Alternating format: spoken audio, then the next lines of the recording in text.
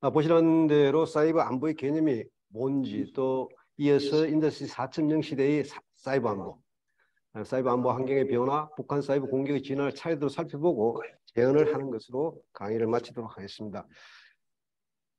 사이버 안보 개념에 있어서는 여러분들이나 저나 마찬가지로 아직도 정확하게 이 개념이 정립이 된 개념이 아니기 때문에 많이 구분하기 어려워들 하고 있습니다. 지금 그림에 여러 가지 그 사이버 안보와 관련된 개념들이 나오는데요. 사이버 안보냐, 사이버 보안이냐, 인터넷 보안이냐, 네트워크 보안이냐 하는 그런 문제들이 중첩적으로 연결이 되기 때문에 상당히 이해하기가 어렵습니다. 사이버 안보는 지금 그림에서 나오듯이 우리가 그 사회 기반 자산에 대한 안보의 바탕이 되고 있죠. 그래서 우리가 이 사이버 사회 기반 자산들이 지금은 사이버 네트워크하고 밀접하게 연결이 되기 때문에 이 사회 기반 자산의 보안과 사이버 안보가 밀접하게 연결이 되어 있다. 그래서 이 기반 자산의 보안, 기반 자산의 그 보안을 확보하는 것이 결국은 네트워크나 데이터, 인터넷에 대한 안보를 확보하는 것이고, 그러한 안보를 확보하는 기반 위에서 우리가 사이버 안보를 생각할 수 있다는 겁니다. 사이버 안보는 사이버 보안의 개념을 국가 안보 영역으로 끌어들인 개념이다. 이렇게 생각하면 쉬울 거고요. 그 영어로 표현하면 똑같이 사이버 시큐리티입니다. 똑같이 사이버 시큐리티가 되는데, 그런 부분을 국가 안보 영역으로 끌어들인 것이 우리가 오늘 보고자 하는 사이버 안보다. 사이버 보안과 차별이 여기서 생긴다. 이렇게 생각하시고 강의를 들어주시면 되겠습니다. 오늘날 사이버 공간에서의 많이 나타나는 공격 기법들, 그로부터 비롯되는 위협에 대해서는 여러분들도 많은 얘기를 듣고 계실 겁니다.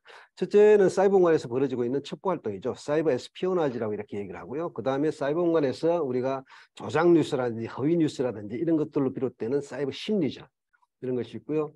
그 다음에 최근에 암호화폐 절취라든가 암호화폐 지갑을 훔쳐간다 하는 그런 얘기들로 여러분들이 인식하고 있는 사이버 금융 사기 이런 부분들이 있고요. 그 투로 이제 우리가 사이버 테러리즘이다. 사이버 공간에서 아까 우리가 생각해봤던 사회 기반 시설들에 대한 해킹, 공격, 무력화 이런 것을 나타내는 사이버 테러리즘으로 볼 수가 있고요. 이런 것들이 진화가 되면은 상승 효과를 갖게 되면은 사이버 전으로 갈 수밖에 없고 사이버 전이 넘어가면은 사이버 전에서 그것이 물리적 공간으로 바뀔 때 우리는 전쟁이다. 이런 개념으로 인식을 할 수가 있겠습니다. 그래서 사이버 공간에서 이러한 그 공격의 형태는 과거에는 우리가 3차 산업시대, 디지털 정보 시대 때는 사이버 공간과 물리적 공간이 분리가 되어 있었기 때문에 사이버 공간에서 어떤 사고가 발생하더라도 그것이 국가 안보 영역으로 승화되거나 또는 그 이상의 그 위험 영역으로 인식은 되지 않았었는데 지금 사물 인터넷이라든지 또는 빅데이터라든가 클라우드 컴퓨팅이라든지 또는 모바일 이런 부분들이 사이버 공간에 연결이 되기 시작하면서 과거에는 독립적으로 있었던 사이버 공간이 디지털 공간이 이제는 물리적 공간과 융합이 되면서 하나의 공간으로 연결되고 그것이 사이버 공간에서의 사고가 결국 물리적 공간에 영향을 미치는 그런 안보 문제로 성화가 된다는 겁니다. 그 위에 우리가 생각해 볼 수 있는 것은 과거에 어떤 그 개인이나 또는 작은 집단들이 받았던 사이버 위협이 오늘날에는 이 네트워크가 연결이 조밀하게 이루어지면서 국가 안보의 문제를 비교적 쉽게 전이될 수 있다라는 그런 문제들이죠. 결국 사이버 공간에서의 안보 안전 또는 보안 문제가 국가 안보 문제로 승화되는 시간 문제다. 그래서 이 자체가 서로 구분하기가 힘이 들다라는 것이죠. 바로 이것을 우리가 융합 효과다 이렇게 얘기를 하는데요. 사이버 공간의 특성은 4차 산업시대에서 우리가 살펴볼 수 있는 사이버 공간의 특성을 한번 보겠습니다. 이 사이버 공간에 대해서는 2016년도 클라우스 슈밥이 다보스 포럼, 세계 경제 포럼에서 얘기를 하면서 비롯되기 시작했습니다. 결국 이제 독일계 학자이기 때문에 그때 당시에 썼던 용어는 포스트 인더스트리얼 소사이어티였고요. 이것이 이제 4차 산업혁명으로 이렇게 이해가 되면서 4차 산업혁명의 가장 큰 특징은 물리적 공간과 가상 공간이 결합되는 것. 그래서 보통 우리가 지금 O2O, 그러니까 온라인 투 오프라인 또는 M2M, 머신 투 머신 이런 내용들이 하나의 공간으로 이렇게 융합이 된다. 근데 그것이 이제 인공지능이라는 기술을 가지고 사람을 중심으로 사람을 중심으로 융합되는 그런 현상을 우리가 4차 산업사회다. 그래서 경제적으로 이렇게 혁신적으로 발전한 그런 사회인데 지금 여기서 VUCA라고 나오죠. 옆에 VUCA라고 나오는데 4차 산업사회의 특징은 결국은 volatility, 즉 다시 말해서 불확실성입니다. 유동성이죠. 불확실성. 언제든지 어떠한 환경으로 변할 수 있다는 그런 불확실성과 uncertainty. 역시 이것은 우리가 어떤 사실을 확정할 수 없는 그런 불확실성. 또 complexity, 복합성. 그다음에 ambiguity, 모호성. 어느 방향으로 우리가 개구리 어디로 튈지 모른다고 얘기하듯이 이 4차 산업사의 그 기술의 영향이 어디로 갈지 모른다는 그런 그 모호성, 이런 것들을 특성으로 하고 있습니다. 앞으로 돌려보실래요? 자, 예, 그거 두세요. 네, 다음 보시죠. 예. 그래서 이제 지금 앞에 그림은 또 돌아가신 이미나 지금 카이스트 교수가 주장하는 내용입니다. 4차 산업기술과 3차 산업기술. 지금 맨 안쪽에 코어에 인공지능이 있고요. 코어 주변에 3차 산업 당시 디지털 경제 당시의 그 기술들이 있습니다. 보면은 뭐 디자인이라든지 프린팅이라든지 또는 플랫폼이라든가 증강 가상현실 또 핀테크 이런 것들이 있는데 이러한 기술들이 옆에 이제 4차 산업 사회에서 두드러지는 특징들, 또 기술들, 이런 것들, 그리고 클라우드, 빅데이터, 뭐 SNS, IoT 이런 기술들과 결합이 되면서 우리가 생전에는 지금까지는 우리가 기대하지 않았던 또는 전에 예상하지 않았던 그런 새로운 사회로의 진화가 이루어진다. 그래서 6대 아날로그 기술과 6대 디지털 기술을 예로 들었는데요. 이런 것들이 이제 사람 생명의 무한성 또는 공간의 무한성 또는 시간의 무한성. 공간과 시간과 사람이 동시에 이렇게 무한으로 나아가는. 그래서 결국에는 어떤 산업 현장에서의 그 생산 비용을 거의 제로에 가깝게 하는 그러한 그 사회로 나아가고 있다. 이렇게 정의를 이민아 교수는 주장을 강조를 했죠. 강조를 했는데 지금 그림 옆에 이제 초연결성, 초융합성, 초지능성 이렇게 나타나고 있는데 이것이 이제 이 4차 산업 사회를 나타내는 세 가지 키워드입니다. 초연결성이라는 것은 이제 우리가 사물 인터넷이나 또는 우리가 스마트폰으로 대표되는 모바일 이런 것들로 사람과 사물, 지역과 지역 이런 것이 연결되면서 전 세계가 하나의 커뮤니티, 하나의 마을이 되는. 그래서 지금 현재 이 시각에 미국에서 일어나는 일을 동시에 현장에서 우리가 느낄 수 있고 목격할 수 있고 하는 그런 현상. 이것을 우리가 초연결 사회라고 그러죠. 초연결 사회라고 그러고 이러한 초연결 사회가 그냥 그저 이루어지는 것이 아니고 사람과 사물, 아까 말씀드렸던 물건과 물건, 기계와 기계, 온라인과 오프라인을 동시에 결합시키는 융합을 만드는 겁니다. 그래서 이것들이 이제는 과거에 따로 기름과 물 놀듯이 따로 노는 것이 아니고 한꺼번에 의료에서 변화하는 그런 성격을 가져왔다. 그래서 초융합성이다. 그래서 온라인의 변화가 오프라인의 변화를 가지고 오프라인의 변화가 동시에 온라인을 변화를 유도하는 그런 사회가 됐다는 겁니다. 그리고 이제 초지능성인데요. 초지능성, 우리가 4차 산업 시대를 스마트 지능 사회다 이렇게 얘기를 합니다. 스마트 지능 사회다 하고 하는 이유가 바로 이 초지능성에 있다. 초지능성은 예상하듯이 인공지능을 바탕으로 해서 인공지능이 바탕이 되는 그러한 그 인공지능 기술이 4차 산업 기술과 결합이 되면서 이제는 사람이 가진 능력을 기계가 대신해주는 그러한 사회가 됐다는 것이죠. 그런 사회가 이제는 점점 더 빠른 속도로 오고 있다. 이렇게 얘기를 하고 있습니다. 그래서 우리가 초지능을 하나의 4차 산업 사회에 또 다른 보고 있다. 이렇게 말씀을 드릴 수가 있겠고요. 지금 앞에 나오는 그림은 4차 산업사회가 그러면 인간한테 혜택을 가져올 것이냐, 복지를 가져올 것이냐, 아니면 인간한테 불리한 점을 손해를 끼칠 것이냐라는 그런 데 대해서는 논란이 많습니다. 그래서 이제 산업혁명을 한 단계 한 단계 산업의 4차 산업혁명까지 오면서 우리가 목도했던 것은 산업혁명이 이루어지면 산업혁명이 이루어지는 첫 단계, 초기 단계에서는 인간이 겪는 그 혼란, 또는 그 인간이 겪는 그런 그 불안 이런 것이 굉장히 크게 작용을 했습니다만 그것이 점차 접목이 되고 정착이 되면서 인간의 혜택, 인간이 누리는 혜택은 훨씬 더 크게 되어 왔다는 것이죠. 그런데 모든 사람들이 인공지능 사회 또는 지능정보 사회 이것이 되면서 인간의 생명이라든지 복지라든지 생활이라든지 이것이 크게 유리하게 정해질 것이라고 생각을 하고 있는데 지금 앞에 보고 있는 호킹 박사 아주 유명한 호킹 박사는 이렇게 얘기했습니다. 결국은 속에서 과거에 우리가 아라비안 나이트에 나오던 지니가 나온 것이다. 이 지니는 아주 막강한 힘을 가지고 있지 않습니까? 물론 주인이 시키는 대로 주인의 주문 대로 하는 그런 아바타가 되겠습니다만 호킹 박사 입장에서는 이 지니가 나왔기 때문에 이제는 이 AI라는 지니가 결국은 인류를 멸망으로 몰고 갈 수가 있다. 그러한 예상을 했습니다. 예상을 했는데 대부분 학자들은 낙관적으로 보고 있죠. 그래서 이 호킹 박사의 예상이 맞느냐 아니면 다른 학자들이 보고 있는 그런 낙관적인 주장이 맞느냐 하는 부분도 우리가 이제 예의 깊게 봐야 될 그런 부분이다. 이렇게 얘기를 할 수가 있겠고요.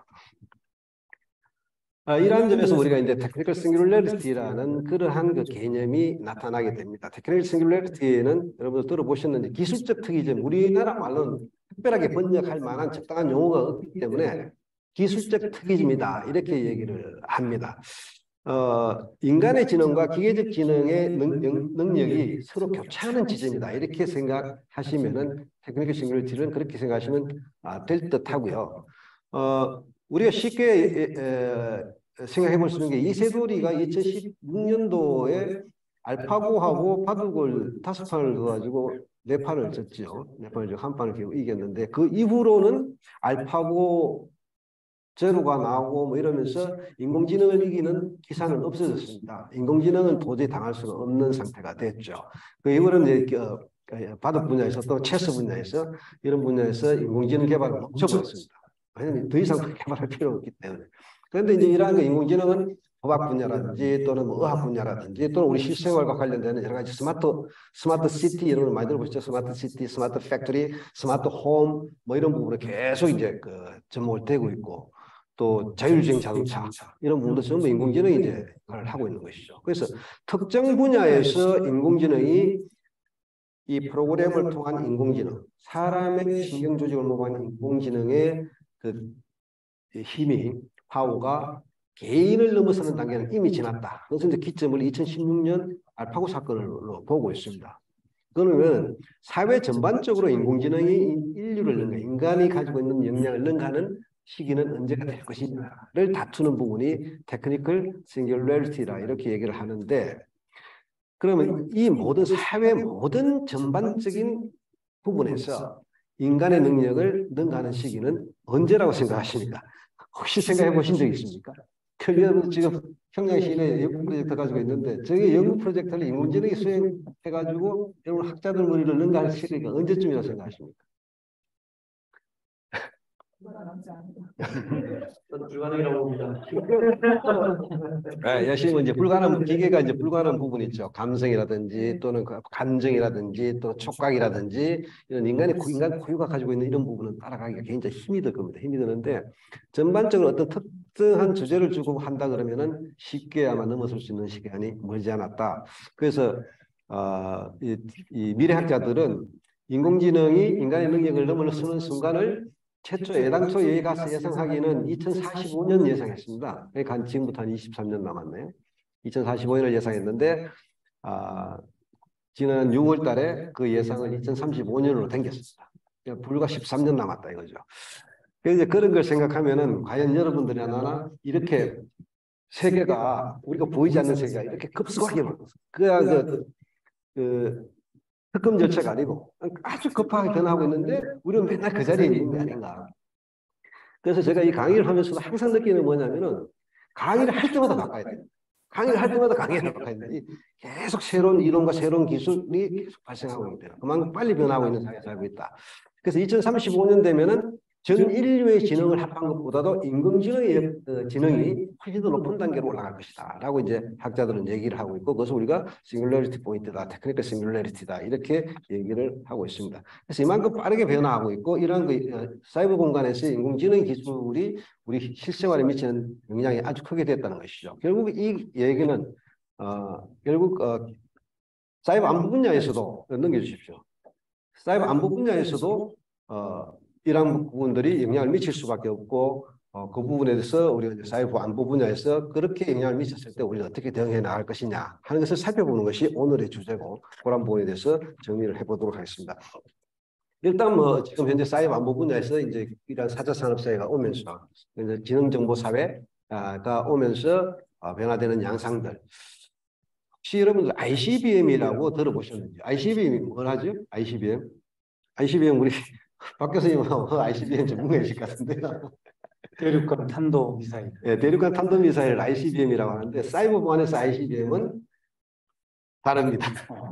사물 인터넷, IoT, 인터넷 오브 띵스, 그다음에 클라우드 컴퓨팅, C, B는 빅데이터, 그다음에 M은 모바일을 얘기합니다. 이 모바일 ICBM이 기초가 돼가지고 거기에서 생성되는 데이터를 가지고 우리가 클라우드 컴퓨팅 시스템을 만들고 이 클라우드 컴퓨팅 시스템을 토대로 해가지고 인공지능이 개발이 되고 인공지능이 진화를 하게 되거든요. 그 진화하는 과정에서 우리가 주로 많이 듣는 이제 기계학습이다, 뭐 딥러닝이다 이런 얘기를 많이 듣죠. 그런 것을 들으면서 인공지능이 활성화되고 인공지능이 결국 이제 산업 전체, 사회 전체의 변화를 이끌어가는 그런 그 사설이 연결되는 체인이 만들어지는 거죠. 그래서 그런 상황에서 우리가 생각해서 볼 수 있는 게 뭐 클라우드, 지금 여기 보면 클라우드하고 자동화도 나오고요. 그다음 제로 트러스트라는 것은 영지식이죠. 신뢰를 주지 마라. 아무데도 신뢰를 주지 마라. 모든 것은 위험하다. 모든 것이 위험하니까 신뢰를 주지 말라는 것이고요. 이러한 데 대해서 우리가 어떤 역량을 만들어가고 그다음에 사이버 보안을 형성하는 또는 인공지능 기술을 만드는 기술 이런 그 공급 체인에 대한 그런 위험을 우리가 항상 감지해 나가야 된다. 그리고 IoT라든지 빅데이터라든지 또는 모바일이라든지 SNS라든지 이런 부분에서 우리가 그걸 다뤄나갈 수 있는 기술들을 개발해 나가야 된다는 것이 지금 현재 사이버 시큐리티에서 요구하는 트렌드다. 이렇게 정리를 할 수 있겠습니다. 그래서 이러한 기술들이 훨씬 더 복합화되고 또 글로벌화되고 또 이 초연결 시스템을 가지게 되고 이렇게 되면서 사이버 공격이 발생을 하는 겁니다. 그럼 이런 위험한 사이버 공간에서 활동하는 사이버 공격자들은 우리가 어떻게 볼 수 있느냐? 보통 뭐 여러분들 해커다 이렇게 얘기를 많이 들어보실 거고요. 주로 많이 들어보는 게 보시기에 해커고 사이버 공격에서 위험을 가져오는 사람들을 주로 이제 보통 해커라 그러죠. 해커라 그러는데 그 해커는 일단 어떠한 시스템이나 컴퓨터에 침투를 해가지고 자기가 원하는 자료를 가져간다든가 또는 시스템을 무력화시키는 그런 행위를 하는 가장 기초적인 수단이에요. 기초적인 수준에 있는 저기 해커가 나오죠. 해커를 얘기를 하고요. 실질적으로 사이버 공간에서 활동하는 그런 공격자들은 그런 해킹 기술뿐만 아니라 다양한 기술을 가지고 한다는 것이죠. 이러한 그 공격자들을 보면 non-state act다. non-state act가 있고 또는 state sponsored act가 있고요.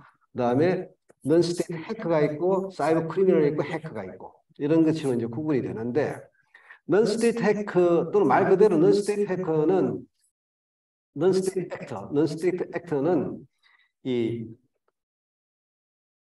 nation state actor는 이 국가가 운영하는 공격수다 이렇게 보시면 됩니다.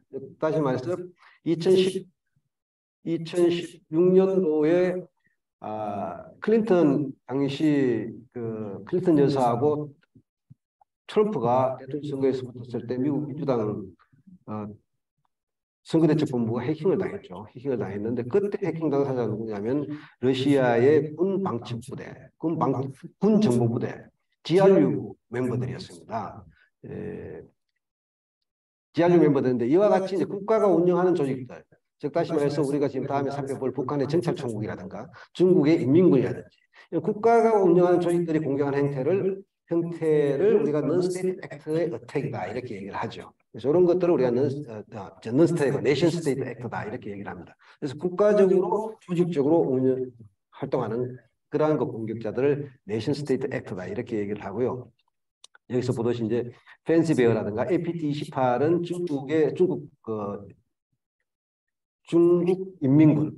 중국 인민군에서 활동하는 그런 공격 조직들을 얘기합니다. 이런 조직들을 얘기를 한다라고 말씀을 드릴 수가 있고, 스테이트 스폰서드 해커는 가장 위험한 해커들이죠. 가장 위험한 해커로 볼 수 있는데 이 스테이트 스폰서드는 정부의 지원을 받는 해커. 가령 예를 들어서 국가에서 돈을 주고 해커를 양성을 해가지고 국가의 이름이 아닌 개인의 이름으로 공격을 하도록 만드는 것이죠. 개인의 이름으로 공격을 하도록 만들어서 국가가 자칫 개입이 됐을 경우 전쟁으로 비화될 수 있고 외교적으로 비화될 수 있고 국제적인 문제를 양상할 수 있으니까 개인에게 그러한 공격을 시키는 겁니다. 공격을 시켜서 공격을 자행하도록 하는 그런 형태를 스테이트 스폰서드 해커다 이렇게 얘기를 하는데 가장 많이 이루어지는 해커고 가장 위험한 해커다 이렇게 볼 수가 있겠습니다. 그다음에 이제 non-state 해커는 주로 정치적 목적으로 이제 활동하는 그런 그 해커를 얘기를 하는데요. 우리가 보통 핵티비스트다 이렇게 얘기를 합니다. 정치적 목적으로 자기의 신념이나 또는 이념 이런 것을 전파하기 위해 가지고 그런 활동을 하는 것을 우리가 non-state 해커인데 주로 이 사람들이 이제 활동하는 기법은 산업 기밀을 훔쳐간다든가 또는 IP를 훔쳐가지고 차기 공격을 대비를 한다든지 또는 뭐 선거 개입을 한다든가 허위 뉴스를 퍼뜨린다든가 이런 것이 이제 주로 활동하는 행태들이죠. 오늘날 우리 사회에도 많은 그 허위 뉴스, 조작 뉴스 또 사실에 근거하지 않은 여러 가지 그 근거가 없는 그런 뉴스들로 인해 가지고 우리 사회가 몸살을 앓고 있지 않습니까? 여러분들도 유튜브에 가서 많이 보실 텐데요. 유튜브에 가면은 많은 정보들이 넘쳐나고 있습니다. 그러니까 이런 것들이 이제 하나의 핵티비스트 행태이다 이렇게 볼 수가 있고요. 그 위에 이제 우리가 사이버 공간에서 이제 그 자금을 훔쳐간다든지 또는 사이버 불링, 그러니까 사이버 협박을 한다든가 또는 명예훼손을 한다든가 또는 뭐 기업 비밀을 절취해 간다다 하는 이런 사이버 범죄 행위가 있고 그다음에 일반적으로 이제 해킹 행위를 하는 해커들 이렇게 공격자들을 구분을 해볼 수가 있습니다. 구분해 볼 수가 있는데 이러한 공격자들을 구분하는 실익은 우리가 대응하는 수준에서 어떠한 방법으로 대응을 해야 할 것인가 하는 그런 부분을 결정하는 대상이 되기 때문에 그렇습니다. 그럼 사이버 안보 환경의 변화에 대해서 살펴보겠습니다. 이렇게 우리가 이제 사이버 공간에서 여러 가지 우리가 원하지 않는 사이버 공간이 물론 우리한테 주는 다양한 혜택, 우리가 뭐 스마트폰을 이용함으로 인해 가지고 실질적으로 우리가 이 가버먼트 세계 최고의 수준에 있죠. 우리나라가 최고의 수준에 있고 스마트폰을 이용해 가지고 은행에 가지 않고도 우리가 돈을 주고 받고 이 금융 거래를 할 수가 있고요. 또 교통 시간을 알 수가 있고 뭐 여러 가지 다양한 혜택들이 있습니다. 다양한 혜택들 우리가 이제 스마트 환경으로 이제 변화하고 있는데 이러한 변화가 결국은 국가적 차원에서 보면 또 개인의 차원에서 보면 어떤 그 사이버 위협을 증대시키는 그런 요인들이 되고 있다. 4차 산업시대는 이러한 그 스마트화 경향에 따라서 4차 산업시대의 사이버 안보 환경도 상당히 변할 수밖에 없다는 겁니다. 간단하게 이제 살펴보면은 주체가 다변화된다. 그래서 아까 보듯이 우리가 이제 non-state act라든지 또는 state sponsored act라든지 nation sponsored act라든지 이런 것들이 이제 다양하게 변하죠. 다양하게 변하는데 non-state act라든가 이런 개인들이 하는 범죄가 결국은 개인들이 국가기관을 대상으로 군을 대상으로 해킹을 할 수가 있죠. 공격을 해올 수가 있죠. 그래서 개인의 공격이 과거에는 개인은 하나의 그 국가 단위에서는 쳐다보지도 않았던 그 안보 위협 요소였는데 지금은 그런 자체가 국가 안보 위협 요소로 등장을 하고 있다. 그래서 국가 안보에 위협을 주는 그런 요인들이 국가 단위에서 이제는 개인이나 집단 국가로 전체로 이렇게 확산이 되고 있다 하는 그런 부분. 그다음에 4차 산업 기술이 복합성을 가지고 초연결, 초융합, 초지능이라는 이러한 특성을 갖게 됨으로 인해 가지고 실물 공간의 위협이 사이버 공간의 위협이 실물 공간으로 비화되는 그런 특성을 갖는다. 이러다 보니까 결국은 4차 산업 기술, 즉 다시 말해서 인공지능을 중심으로 한 5G라든지 또는 IoT 기술이라든지 3D 프린팅이라든지 또는 증강현실이나 가상현실이라든지 로봇이라든지 센서라든지 나노 기술이라든지 드론 기술이라든지 이러한 그 4차 산업 기술이 가지고 있는 그러한 그 영향이 굉장히 커지게 되어버렸습니다. 그게 커지게 되면서 국가 간에는 이 4차 산업 기술을 둘러싼 경쟁이 굉장히 치열하게 전개되고 있다는 것이죠. 과거에는 어떤 우리가 이제 경제 다툼이 있다 또는 뭐 경제 마찰이 있다 그러면 하나의 순수하게 경제 부분에서 끝이 나게 됐는데 지금은 이 경제 부분에서 경제 통상 마찰이 주로 이 4차 산업 기술을 중심으로 이루어지게 되면서 또 4차 산업 기술에서 비롯되는 국가 안보 환경에 영향을 미치게 된다는 것이죠.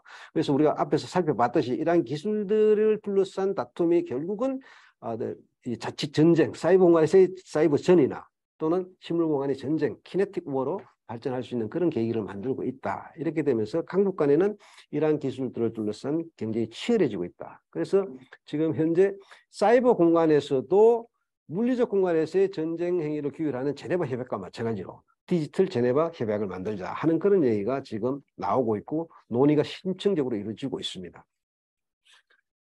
돌려주시죠. 앞에 우리가 이제 그런 봤던 그런 이 4차 산업사의 위협의 성화 이런 부분들은 지금 이렇게 정리를 하면은 사이버 군사화가 시작이 됐다. 사이버 공간이 이제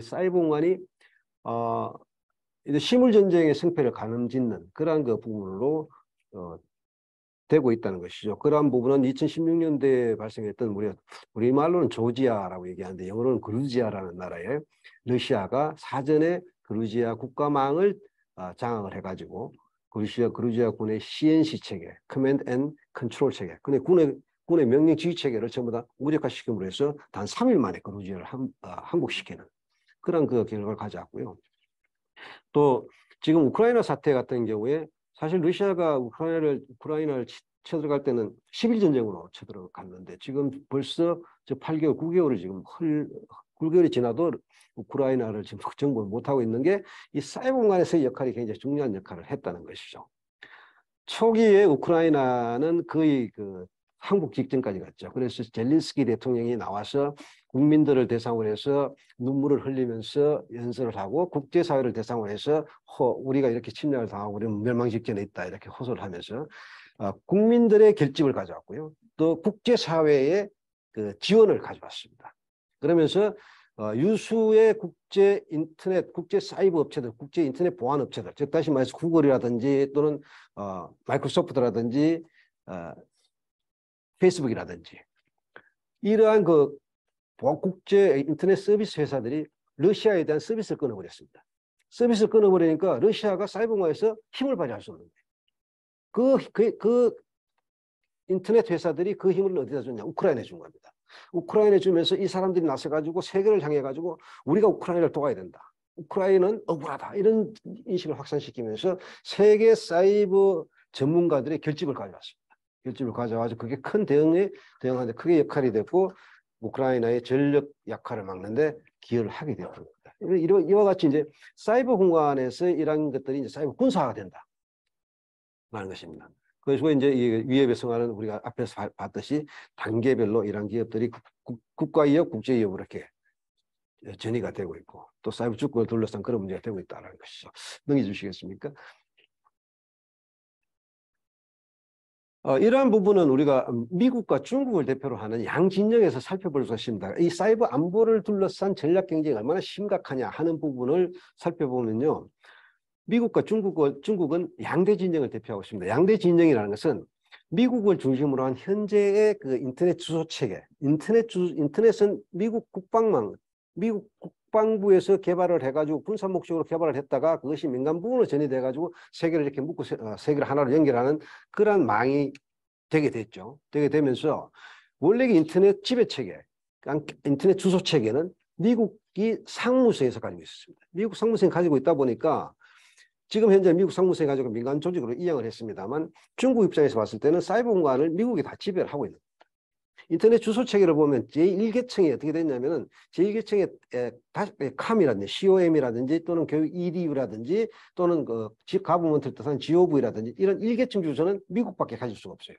다른 나라들은 2계층에서 국가 주소를 가지고 뒤에 COM이 아니고 COM이 아니고 CO, GO, 뭐 AC, EDU를 못 쓰지 않습니까? 이렇게 주소를 가지게 된 이유가 거기 있거든요. 그러다 보니까 중국 입장에서 보면은 인터넷 공간을 미국이 지배하고 있는 사회가 된 거예요. 미국이 세계에서 흘러다니는 모든 정보 트래픽을 다 들여다볼 수 있는 그런 체계가 되니까 미국을 그대로 두면은 자국의 정보도 흘러나고 자국이 안 보여도 위협이 있다 하니까 중국은 이걸 아이캔 체제라고 하는데 이 현재의 주소 체계를 거부를 하고 세계 모든 국가들이 동시에 참여하는 지배체계를 가져가자. 즉 다시 말해서 유엔이라든가 또는 국제전기연합이라든지 이런 것처럼 중립적 가치를 가진 기구가 그 주소체계를 지배할 수 있도록 관장할 수 있도록 하는 그런 체계로 가자 하는 그런 주장을 하고 있습니다. 그런데 중국의 이러한 주장이 보통 서방 국가라든지 우리나라를 비롯한 서방 국가라든지 미국 같은 경우는 인터넷에서의 자유로운 정보의 흐름, 그다음에 인터넷의 표현의 자유 보장, 인권, 프라이버시 보호 이런 것들 때문에 현재의 체제를 선호하는 반면에 중국, 러시아 또는 상하이 조약기구, 국가들, 이런 국가들은 미국의 그런 영향력에 반대를 해서 자국 중심의 영향력을 가져가자는 것이죠. 그래서 그런 부분에서 차이가 나기 때문에 두 진영이 대립을 하고 있고요. 그 부분에 대해서는 아직까지 국제적으로 많은 노력을 하고 있습니다만 어떤 그 합의된 그런 거버넌스는 나오지 않고 있습니다. 그래서 중국은 이러한 부분을 가지고 중국 자체의 인터넷, 그래서 우리가 중국 자체의 IP 주소를 개발을 하고 있습니다. 현재. 그래서 중국 자체로 중국을 지금 북한 시스템과 똑같죠. 북한이 인터넷이 있겠습니까? 없겠습니까? 북한에 인터넷이 있습니다. 인터넷이 있는데 아주 그 인터넷과 접속은 극소수 아주 숭실대학교보다 적게 하고 있을 겁니다. 북한이 자체가 가지고 있는 인터넷과 연결된 네트워크는 숭실대학교가 가지고 있는 것보다 훨씬 적을 거예요. 아마 한 10분의 1이나 될는지. 그 정도로 이제 북한이 외부 네트워크로 연결하고 안에는 전부 초고속 인터넷망이 깔려 있거든요. 초고속 인터넷망이 깔려 있는데 그건 외부로 연결 안 할 뿐이고 안에서만 움직이는 겁니다. 여러분들 이제 숭실대학교도 보면은 숭실대학교가 외부로 연결된 홈페이지가 있고요. 숭실대학교 안에서 문서를 올리고 결제를 받고 서로 메시지를 주고받고 게시판이 있고 뭐 그렇잖아요. 그러한 시스템으로 숭실대학교에서 이제 그걸로 지금 북한이 움직이고 있는 거예요. 그거 마찬가지로 러시아와 중국도 그런 식으로 이제 준비를 해나가고 있다. 그래서 그 이제 그 미국 같은 경우는 이제 주로 이제 자율적인 그런 반면에 중국 같은 경우는 정부가 이제 그런 식으로 해나가고 있죠. 뒤에서 좀 더 얘기가 나올는지 모르겠습니다만. 그런데 이 부분에서 이제 우리가 4차 산업 기술이 접목이 되면서 4차 산업 기술이 접목이 되면서 미국은 기본적으로 중국이 스파이를 행위를 통해서 그 미국의 선진 기술과 또 선진 그 지식을 훔쳐갔다는 겁니다. 그래서 그 중공인민군 종사자 5명을 미국 법정에 기소도 하고 뭐 하지 않습니까? 그래서 기본적으로 중국은 스파이 국가다. 스파이를 통해 가지고 그런 기술이라든지 지식을 훔쳐가서 지금 현재 중국을 발전시키고 있다는 입장이고요. 그 중국은 미국에 대해서 무슨 얘기하느냐? 너희는 우리보다 훨씬 더 뛰어난 기술을 가지고 있고 뛰어난 인재들을 가지고 있고 또 사실 에드워드 스노든이라는 사람이 그 신문을 통해서 2013년도에 발표를 폭로를 했지 않습니까? 미국의 국가보안국 NSA라는 기관에서 세계 전체 지도자들을 감청을 하고 엿듣고 산업기밀을 엿듣고 또 그래서 이제 비즈니스 기술들을 엿듣고 뭐 이렇게 해가지고 했다는 사실을 폭로를 했지 않습니까? 그거 봐라. 그러한 사실을 봤을 때 너가 최고 스파이 국가다. 왜 우리한테 그러냐 하는 그런 상반된 그런 입장을 가지고 있습니다. 그래서 이제 미국은 중국이 그런 스파이 활동을 해서 공업 기술을 발전시키고 산업을 발전시켜 나가고 하기 때문에 중국을 더 이상 용서하지 않겠다라는 그런 차이나 깎아내리기 전략, 중국 깎아내리기 전략을 하고 있는 반면에 중국은 중국 제조 2025 계획이라고 차이나 프로덕션 2025라고 그래서 2049년이 그 중국 건국 100주년이 되는 해입니다. 우리하고 같죠? 우리분 넣나요? 하여튼 그 비슷한데요. 100주년이 되는 해에 미국을 따라잡고 미국을 능가하는 그런 그 국가가 되겠다는 목표를 가지고 미국에 대응을 하고 있죠. 그러다 보니까 양 국가가 상호 대립을 할 수밖에 없습니다. 넘어가 한번 보실까요? 주권 문제입니다. 주권 문제는 아까 말씀드렸다시피 그런 사이버 지배 체제에 대한 상호 간의 그런 경쟁이 있고요. 정보 패권입니다. 4차 산업사회를 먹여 살리는 것은 뭘까요? 3차 산업사회에서 우리가 가장 중요한 요소는 산업 현장에서 또는 경제적으로 가장 중요한 요소는 원유였습니다. 기름이었습니다. 그죠? 기름이었는데 4차 산업사회에서는 뭐가 될까요? 그렇습니다. 데이터 또는 정보라고 합니다. 데이터 또는 정보. 그래서 우리가 이제 데이터를 확보를 해야 된다. 그래서 정보 패권에 대한 싸움이 굉장히 치열하죠. 근데 미국은 이에 대해서 신경 안 쓰겠죠. 당연히.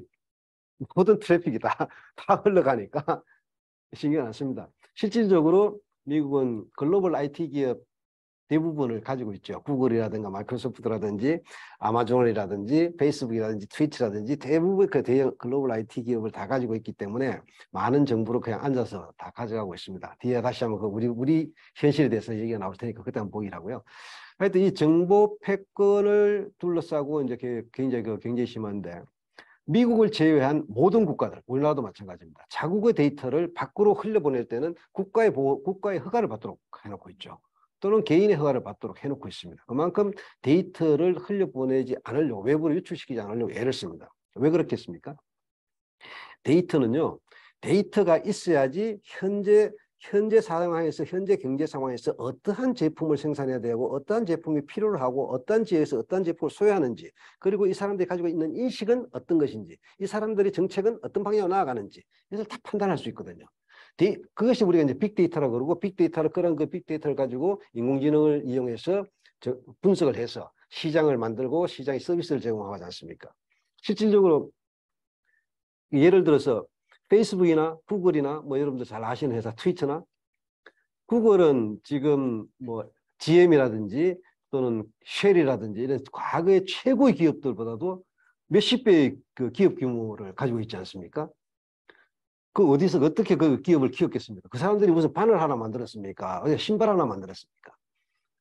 뭐 가지고 그렇게 만들었을까요? 정보를 팔았겠죠.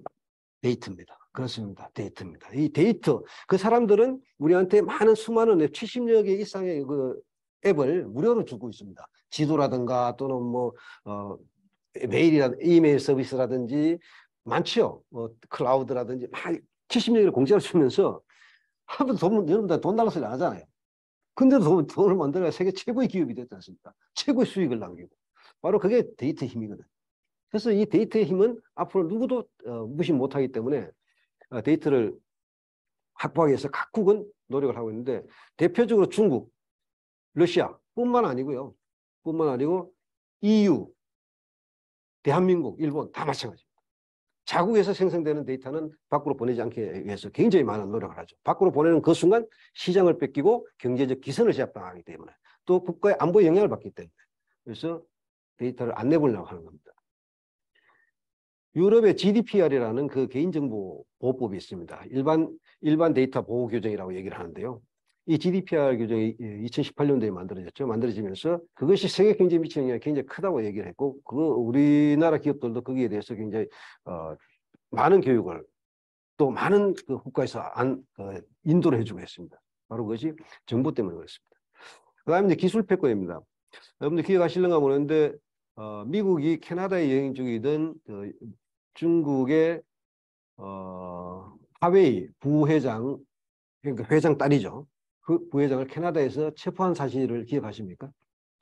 체포해가지고 억류하다가 나중에 풀어줬죠. 그게 왜 그러냐면은 5G 기술을 둘러싼 뭐 중국이 5G 기술을 훔쳐갔다 이제 이렇게 그런 그 이유를 씌웠는데, 사실은 5G 기술을 둘러싼 미국과 중국의 서로 선도 경쟁이다. 선도 경쟁의 일환이다. 이렇게 보시면 됩니다. 그래서 미국은 지금 그 하웨이라든지 GT라든지 중국 기업에서 사용한 그런 정보 제품들을 사용하지 못하도록 자국이 그렇게 하고 있고요. 다른 우방 국가들에 대해서도 계속 강요를 하고 있죠. 강요를 하고 있는데, 아까 말씀드렸다시피 중국은 2049년도에 이런 모든 부분에서 미국을 능가하겠다는 그런 그 야심을 가지고 있기 때문에, 미국은 어떻게 하면 중국의 기술을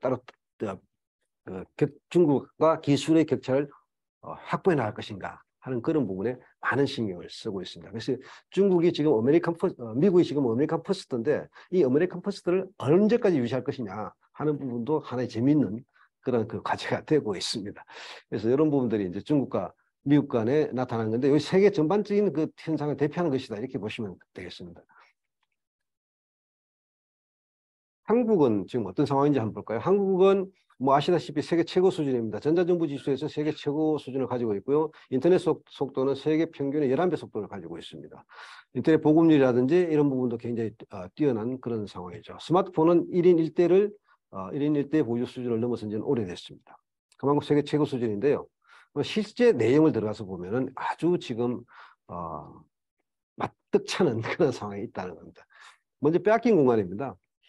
우리 인터넷 여러분들 검색 시장 있지 않습니까? 네이버라든지 다음이라든지 구글이라든지 이것을 이용해서 검색을 하는데 검색 시장의 얼마를 우리가 차지하고 있겠습니까? 인터넷 검색 시장은 네이버가 50%를 장악하고 있고요. 다음이 약 한 15에서 20% 장악하고 있고 나머지는 구글이 장악을 하고 있습니다. 구글이 25에서 30% 정도 장악을 하고 있는데요. 그 이제 그 질이 틀립니다. 네이버에서 여러분들 검색하는 것은 주로 여러분들 쇼핑, 옷이라든가 또는 뉴스 검색 뭐 이런 것을 이제 주로 하는데 그 구글에서 하는 것은 주로 이제 우리나라의 그 주요 지식인들이 지식 검색을 많이 합니다. 지식 검색을 많이 하고 하기 때문에 이 좀 고급 정보를 많이 하고 있죠. 그런 부분에서 이제 많은 차이가 나고요. 그다음에 가장 이제 우려가 되는 부분이 어디냐면 컨텐츠 시장입니다. 컨텐츠 시장 그러면 여러분 동영상이라고 생각하시면 되고요. 동영상 시장에서 지금 유튜버가 구글이 소유하고 있는 회사지 않습니까? 구글이 소유하고 있는 회사인데 우리나라의 약 85% 정도를 유튜버가 가져가고 있습니다. 85%의 컨텐츠를 가져가고 있다는 것은 대한민국 국민들이 머리 안 들이고 그냥 말로 하는 그냥 뱉어내는 정보 이것을 구글이 다 가져가고 있다는 거예요. 구글이 다 가져가고 있으니까 이게 얼마나 이제 심각하냐. 여러분들 뭐 네이버 가서 동영상 보는 건 운동 경기 하나 스포츠 뉴스나 보고 뭐 그러지 않습니까? 대부분의 그 컨텐츠는 구글의 플랫폼이 너무 편하고 편리하기 때문에 거기 가서 이용을 하는 겁니다. 근데 구글은 국내 서버가 없어요. 바로 그 올리는 서버, 여러분들이 보는 것도 그렇고 그 올리는 컨텐츠도 바로 미국으로 갑니다. 미국이 구글이 운영하는 해외 서버로 가게 되는 것이죠. 해외 서버로 가게 되었기 때문에 그 데이터는 전부 다 뺏기는 것이다. 이렇게 보시면 되고요. 클라우드 시장도 마찬가지입니다. 오늘날 이제 클라우드도 계속 이제 확장 추세에 있고 여러분들도 클라우드를 많이 이용하실 거예요. 많이 이용하는데 이 클라우드 시장도 지금 거의 한 70% 정도가 아마존이라든지 마이크로소프트라든지 여기서 제공하는 클라우드를 이용하고 있다는 것이죠. 그래서 우리가 지금 이 공간은 데이터가 그냥 아무런 돈도 받지 않고 보내는 그런 무료로 주는 외국 기업들이 와서 무료로 주는 그런 상태가 되었다. 잘 아시는 여러분들 중국 기업 중에 바이젠이라든가 바이두라든지 텐센트라든지 이런 기업들이 있죠. 또 틱톡 이런 게 있죠. 이런 기업들이 지금 글로벌 수준의 기업이 됐습니다. 글로벌 수준의 기업이 됐는데 이 기업들이 어떻게 글로벌 수준이 됐을까요? 자, 구글이라든지 페이스북이라든지 SNS나 트위터 이런 것들이 많이 이미 활동을 하고 있었는데 어떻게 이 중국 기업들이 어느 순간에 글로벌 수준의 대형 기업이 됐을까요? 그래서 미국에서는 이제 중국 정부가 지원을 해주기 때문에 그렇다. 물론 틀린 말은 아니에요. 틀린 말은 아닌데 왜 그렇게 됐을까요? 가장 큰 이유는 중국의 법 때문에 그렇습니다. 중국의 이 정보보호법, 데이터보호법은 중국에서 생성되는 데이터는 해외로 나갈 때는 국가의 허가를 받아야 되고요. 중국에서 서비스를 개시하는 기업은 모두 중국법을 적용받도록 되어 있습니다. 무조건 중국법을 적용받지 않으면 사업을 하지 못하도록 강제로 규정을 했죠.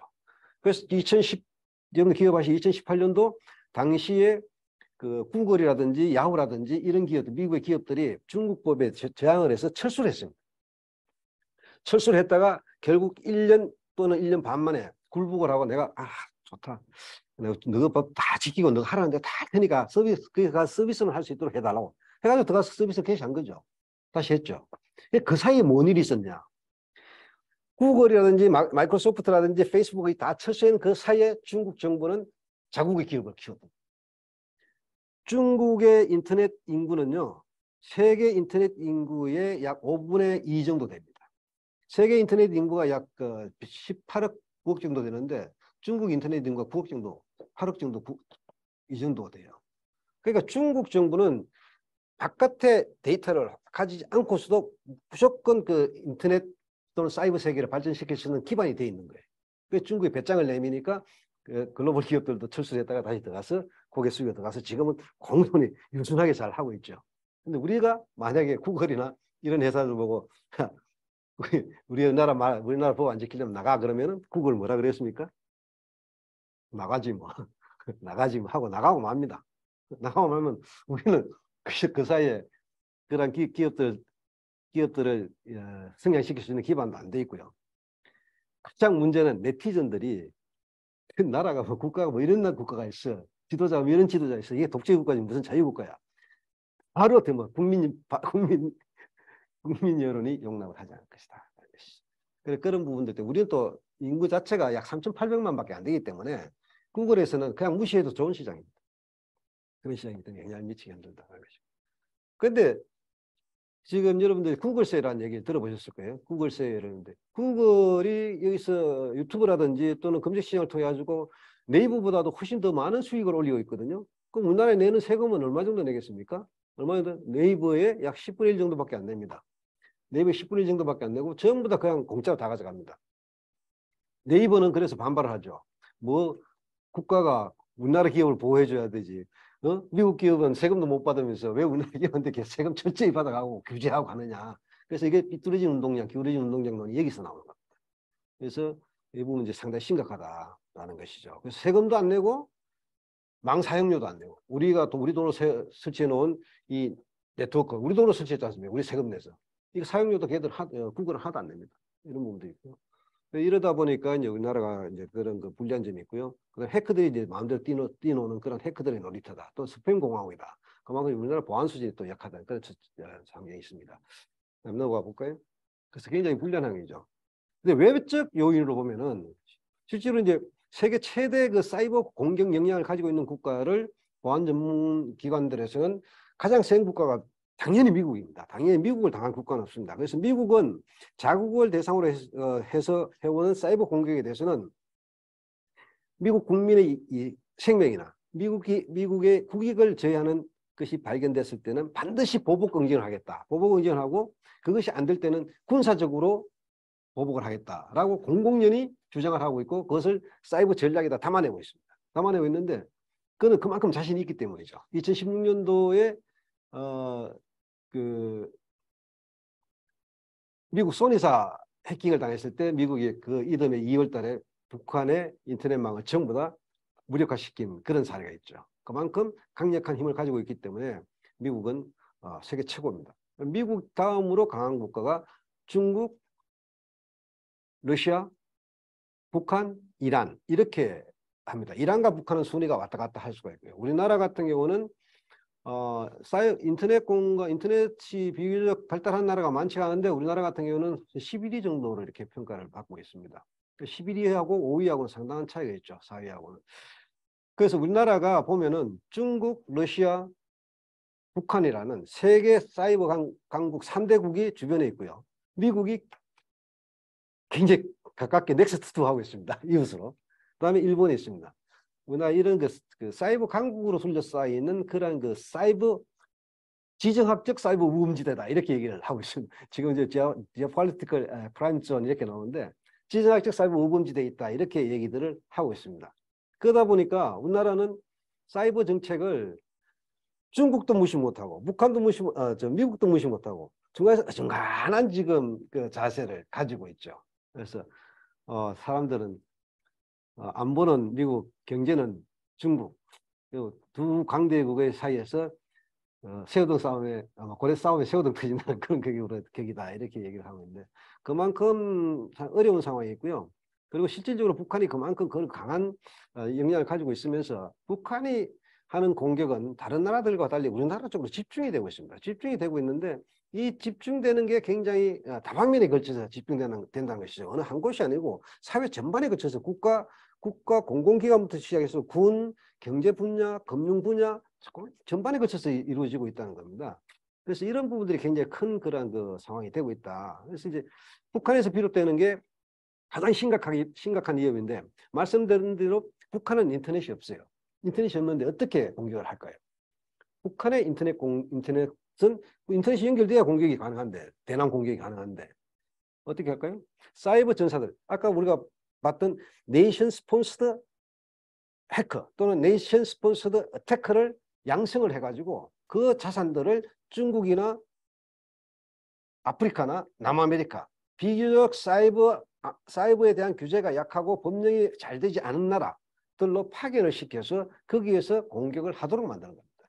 그러니까 사이버 공격은 세계 각국에서 들어오는 겁니다. 들어오는데 실질적으로 그 사이버 공격의 주체는 북한이 북한이 가능성이 아주 농후하다는 것이죠. 현재 우리나라가 공격이 받고 있는 사이버 공격의 그 IP 주소 출발지로 보면은 약 60%가 중국에서 지금 나오고 있습니다. 중국에서 중국 IP로 이렇게 확인이 되고 있습니다. 그만큼 이제 중국이 사이버 공격에서 탁월한 역량을 가지고 있을 뿐만 아니라 탁월한 역량을 가지고 있는 북한을 그냥 무관심한 듯한 표정으로 지원을 해주고 있다는 것이죠. 그 사람들 중국이 단속을 계속하고 그것을 청소하고 하면 이 사람들 활동할 수 있겠습니까? 안 하죠. 중국과 북한은 형제국가, 자기들이 형제국가라고 얘기하는데 그만큼 은연중에 북한의 공격을 지원해주는 기지가 되고 있다는 것이죠. 그래서 북한은 중국에서 우리나라를 대상으로 해서 정보 수집도 하고 스파이도 활동도 하고 공격 활동도 하고 하는 겁니다. 그래서 이제 중국이 가장 큰 근거지가 되어 있고 세계 각국에 또 전사들을 파견해가지고 뭐 가령 예를 들어서 캄보디아 같은 데는 거의 그 인터넷은 들어가 있지만 사이버 안보와 관련된 규제나 그분에서는 아주 미약한 국가거든요. 그런 국가들로 사이버 전사도 집중 파견해가지고 거기서 공격을 하고 한다는 것이죠.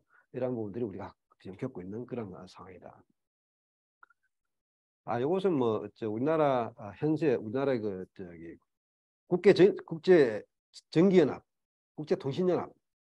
국제통신연합에서 평가한 우리나라의 사이버 안보 지수입니다. 사이버 시큐리티 인덱스인데 우리나라는 대부분 만점을 받고 있는데 기구적 측면에서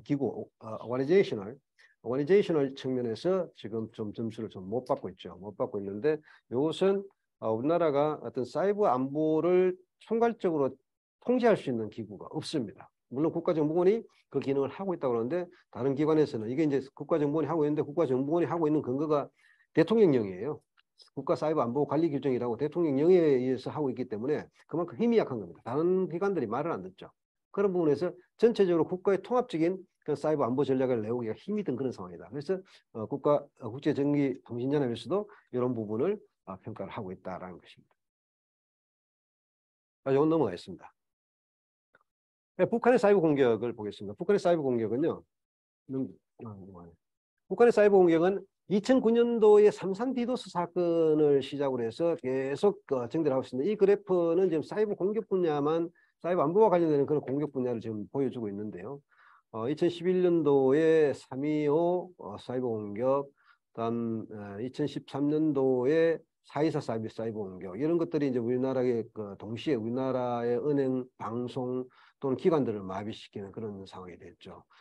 그런 상황이 됐었고 2016년도에 국방망 침해 사건이 있었습니다. 국방망 침해 사건은 북한의 소행으로 최종 판단을 했죠. 최종 판단을 했고 그 경위는 북한이 공격을 했는데요. 그 시발된 것은 뭐냐면은 내부에 있는 국방망 활용을 하고 있는 내부 직원이 바깥에서 주운 USB를 주워서 그 USB를 가지고 자기 사무실에 들어가지고 이 안에 뭐가 있나라고 꼽는 순간에 거기에서 스파이웨어가 감염이 된 겁니다. 스파이웨어가 그 해당 컴퓨터에 장착이 됐고요. 장착이 돼 있다가 그 이제 해당 직원이 그 컴퓨터를 국방망으로 연결시키는 순간 국방망을 타고 국방망 속으로 들어갔죠. 들어가가지고 당시에 우리가 절취를 당한 정보가 231기가 정도 됐습니다. 231기가 하면은 우리나라 도서관이 무슨 도서관이죠? 국립도서관. 국립도서관이 아마 저기에 10기가 안 될 거예요. 10기가. 국립도서관에 전체에 있는 장소의 양. 그 정보가 10기가가 안 될 텐데 231기가를 가져갔으니까 얼마나 많은 양을 가져갔겠습니까? 근데 그 가져간 것도 뭘 가져간지도 몰라요. 지금까지도 몰라요. 약 80기가 정도만 확인을 했는데 80기가 확인한 내용 중에는 뭐가 있냐면은 전쟁이 발발해가지고 우리가 북진을 했을 때 김정은이를 어떻게 참수할 것인가 하는 김정은 참수계획. 그 다음에 북한 사회를 우리가 이제 통일을 시켰을 때 북한 사회의 북한 사회 이제 군사력이 들어가가지고 북한 사회의 그 주민들을 어떻게 평정할 것이냐, 어떻게 북한 사회 주민들의 인심을 진정을 시키고 북한 사회의 안정된 사회를 유도할 것이냐 하는 북한 안정화 계획 이런 것들이 포함이 돼 있어요. 국가 기밀이 포함되어 있었던 겁니다. 그런데 거기에 대해서 뭐 누구도 크게 책임지는 사람은 없었고요. 그냥 흘러 넘어갔고요. 담당자만 약간의 그 보직 변경을 받고 뭐 하고 말았는데 하여튼 그러한 그 대형 사건이 이제 터지게 되고 그 이후에 이제 우리가 한국수력원자력발전소 해킹 사건 같은 게 발전했죠. 그 실질적으로 그게 한국수력원자력발전소 같은 경우는 그게 이제 핵 시설이기 때문에 핵 발전 시설이기 때문에 그것이 이제 공격을 당했을 경우 사회 미션 영향은 굉장히 크다고 봐야 되죠. 그런 것들이 이제 계속 발생을 하고 있다. 그리고 이후에 이제 암호 자산을 중심으로 하는 금융 자산 편취가 굉장히 많이 발생을 했습니다. 넘어가도록 하겠습니다. 이건 북한의 그 대남 사이버 공작 기구를 보여주는 그림인데요. 이건 제가 정리를 했습니다. 제가 정리를 했는데 여기서 우리가 주의 깊게 봐야 될 거는 이제 빨간 그림, 빨간 네모 속에 들어있는 마지막 그 빨간 칸, 그 위에 맨 위에 있는 사이버 워페어 지도국이라는 게 있습니다. 사이버 워페어 지도국이라는 게 유닛 121소라는 게 있는데 우리가 121소 이렇게 얘기를 하죠. 121소는 북한의 사이버 그 정찰총국, 지금 옆에는 이제 정찰국이고요. 이건 정찰총국인데 정찰총국은 군대가 아닙니다. 우리가 이제 생각하기는 정찰총국이 군대 소속이다. 중국 정찰총국을 민국 대장이 저걸 하고 있으니까요. 그렇게 생각하는데 정찰총국은 독립된 김정은의 직속 조직이죠. 우리 국정원이 대통령의 직속 조직이듯이 직속 조직은 김정은이 직접 지시를 받습니다. 근데 저기는 사이버전 뿐만 아니라 대남 공작 역량이 여기다 다 집중이 돼 있다. 이렇게 보시면 돼요. 근데 이 부대에서 지금 사이버전 지도국이라는 것을 만들어 가지고 사이버전 우리나라를 대상으로 해서 이러한 사회 기관 자산이라든지 국가 주요 기관 망이라든가 또는 국가 주요 기구에 있어서의 그 기밀 정보라든지 산업 기밀이라든지 이런 것을 훔쳐가는 그런 역할을 하고 있다. 이렇게 보시면 되겠습니다. 그래서 북한에서의 사이버 공간은 지금 어떤 의미를 갖느냐 하는 것인데 일단은 사이버 공간이 지금 가장 유효한 김정은 체제 또는 북한의 공산주의 체제, 김정은 정권 유지에 가장 유효한 수단이 되고 있다는 것이죠. 사이버 공간은 철저하게 외부와 차단을 시키면서 이 사이버 공간에서 다양한 그 대남 사이버 공격이 가능하고 거기에서 여러 가지 기밀 정보를 훔쳐가고 검전을 가져감으로 인해 가지고 그러한 것들을 적정하게 활용하면서 김정은이가 아주 위대한 지도자를 만드는데 도움이 되고 있다는 겁니다. 그래서 중국과 마찬가지로 사이버공간에서 주민들에 대한 통제는 굉장히 높은 수준으로 이루어지고 있고요.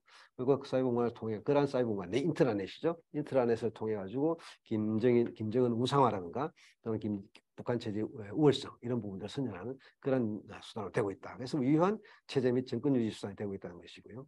둘째는 지금 북한은 2004년 이후로 그 유엔 제재 속에 있습니다. 유엔 제재를 지속적으로 받아오고 있고 특히 현재 그 유엔 제재는 굉장히 높은 수준으로 있죠.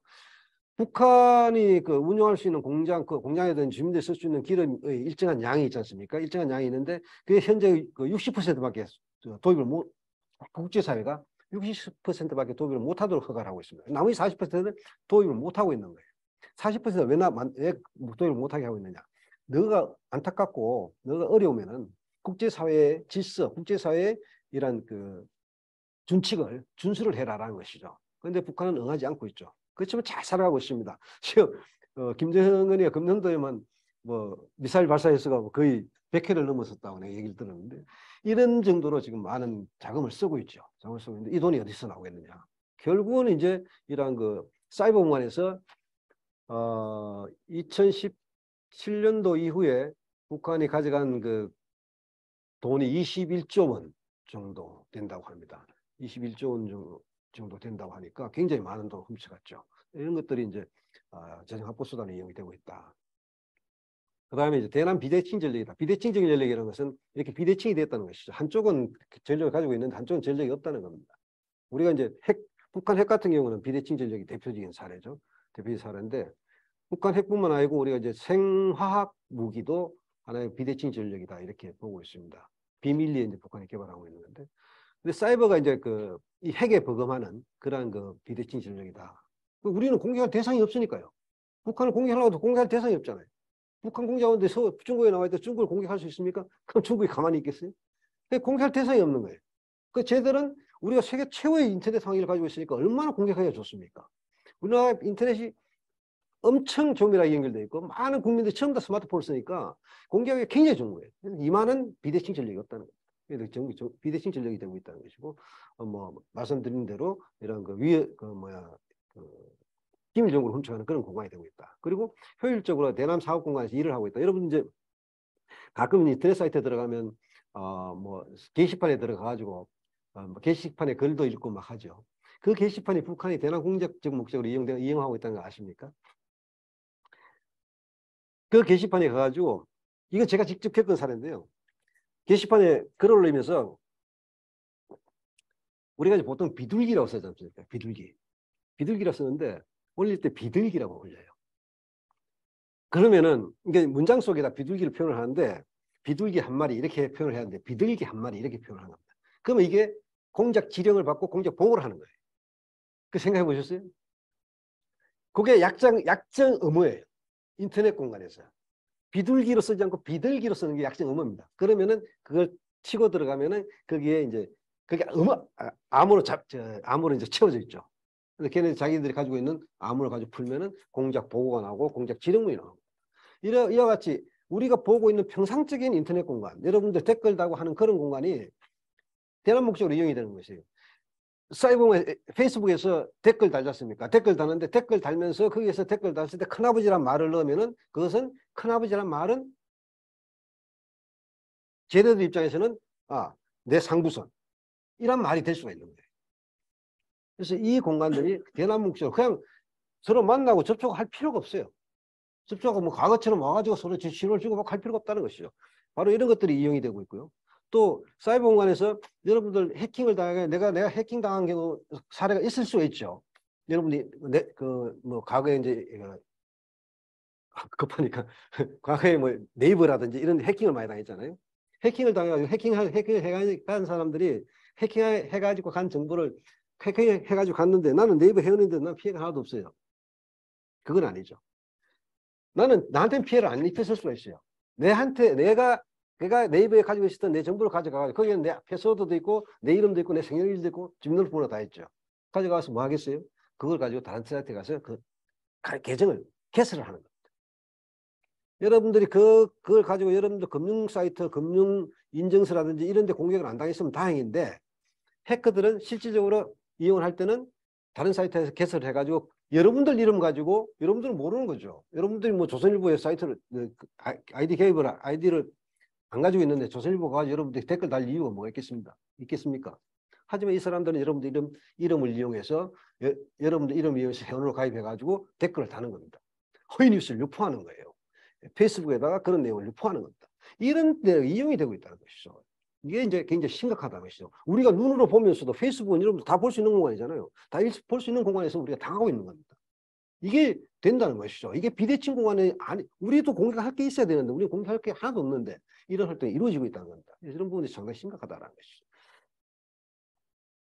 자, 북한의 대남 사이버 공격 형태는 주로 이제 이런 형태로 나눠볼 수 있다. 이제 첩보 활동 형태 우리가 사회 기반 시설 파괴 활동.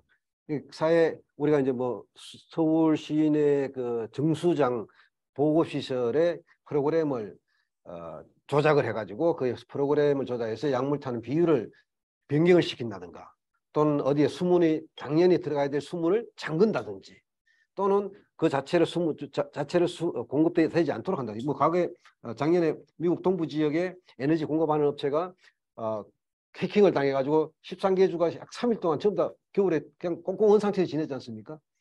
그런 게 나온다는 것이죠. 항공 노선, 항공 스케줄을 변경을 시켜가지고 항공이 충돌을 시킨다든지 또는 이런 전력이라든지 교통이라든지 에너지라든지 수자원이라든지 이런 데에 대한 그런 사보타지가 가능하다는 것이죠. 이런 것들이 이제 시도가 되고 있다는 겁니다. 그다음에 금융 절취라든지 사이버 전이라든지 이런 것들이 되고 있다. 그래서 북한에서 주로 이제 활동하는 조직인데요. 여기는 뭐 블루노르프, 라자르스라는 그 해킹 단체가 가장 유명하니까 한 분쯤은 기억 한번 해두십시오. 라자르스라는 건 북한 해킹 조직 중에서 가장 유명한 해킹 조직이고 가장 잘 알려진 해킹 조직입니다. 언론을 보시면은 라자르스는 자주 접하실 수 있을 거예요.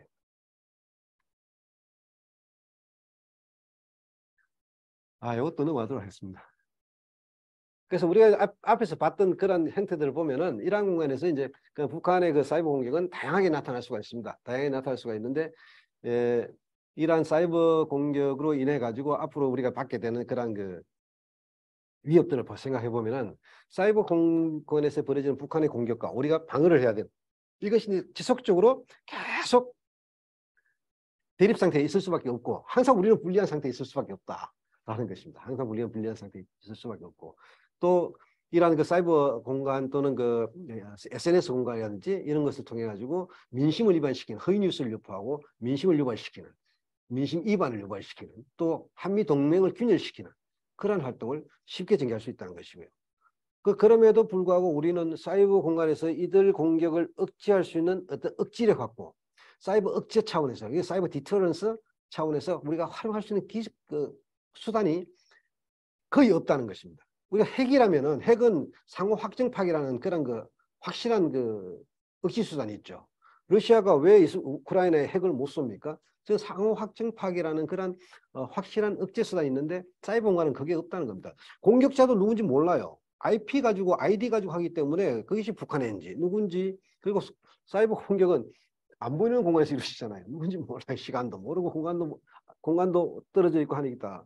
그래서 이런 부분에서 우리가 사이버 억지 수단, 가장 좋은 수단은 이들이 사이버 공격을 함으로써 피해를 입을 수 있다, 손해를 입을 수 있다라는 그런 제도나 기재를 가지고 나오는 것인데, 이것을 할 수 있는 방법이 거의 없다는 겁니다. 그래서 이런 부분이 참 힘들다. 그래서 복합성 공격이라든지, 또 한 가지 우리가 생각해야 될 것은 이러한 북한의 SNS라든지 이러한 공개 공간에서 활동이라든가 이러한 공간에서 그 활동을 추종하고 확산시키는 국내 종북 숙주 세력들이 많다는 겁니다. 국내에서 이런 북한의 주의 주장에 소리 없이 추종하면서 그러한 내용들을 사이버 공간에서 확산시켜주는, 우리가 사이버 공간에서 1대 9대 90 법칙이라는 게 있습니다. 1대 9대 90이면 100을 만들죠. 한 사람이 어떠한 내용을 게시를 하면은 10명이 그것을 보고 10명이 그것을 퍼나릅니다. 한 명이 게시를 하면 10명이 퍼나르고요. 10명이 퍼나르면 거기에서 결국 결과적으로 보는 사람은 10배의 효과가 나타납니다. 10배 효과, 90명이 본다는 것이죠. 결국은 사이버 공간에서의 확산 효과를 얘기를 하는데요.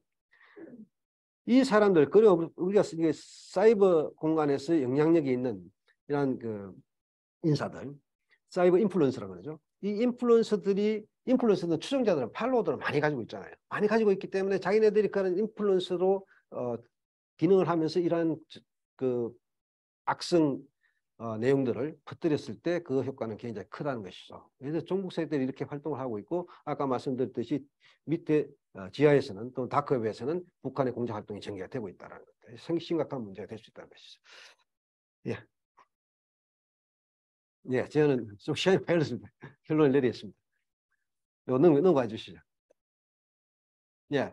우리가 이제 사이버 공간에서 이제 이런 부분을 생각했을 때, 참 안타까운 것이 있습니다. 이 사이버 공간의 심각성에 대해서는 그 지도자들이라든지 사회에서 크게 인식을 못하고 있습니다. 이거 우리가 이제 사이버 보안에 대한 인식이다, 또는 사이버 보안에 대한 이런 그 각성, 이런 부분들이 안 되고 있다는 것이죠. 그저 우리는 사이버 공간을 우리가 가서 지식이나 얻고 또 컨텐츠나 보고 하는 그런 뉴스나 얻고 하는 그런 공간으로 생각을 하지, 사이버 공간 안에서 이렇게 심각한 그런 활동이 이루어진다는 것을 못 보고 있다는 것이죠. 그래서 우리 사회 지도자들도 마찬가지고 우리 사회 전반으로 이런 형상을 가지고 있기 때문에 우리 사회가 이 사이버 보안의 위험성에 대해서 적기 대처할 수 있는 그런 제도나 법을 만들 수가 없는 겁니다. 그래서 우리가 이게 패러다임 시프트를 해야 된다. 우리나라가 지금 사이버 안보법을 못 가지고 있어요. 사이버 안보법이 없어요. 사이버 안보법이 없다는 얘기는 사이버 공간에서 어떤 우리가 사회 기반 시설이라든지 또는 국가 중요 기관이라든가 또는 군부대가 해킹을 당했을 때 거기에 대응할 수 있는 법률이 없다는 얘기입니다. 그래서 일반 안보법을 가지고 하려니까 이게 이제 상호 간에 충돌이 일어나는 거예요. 사이버 공간에서의 그런 특성으로 인해 가지고. 그래서 사이버 공간에서 안보법을 못 가져오고 국가 지도자가 그런 인식, 국가 지도자들 수준에서 그런 인식을 가지지 못함으로 해서 거기에 철저하게 대응할 수 있는 그런 그 제도라든지 기구를 못 내오고 있는 것이죠.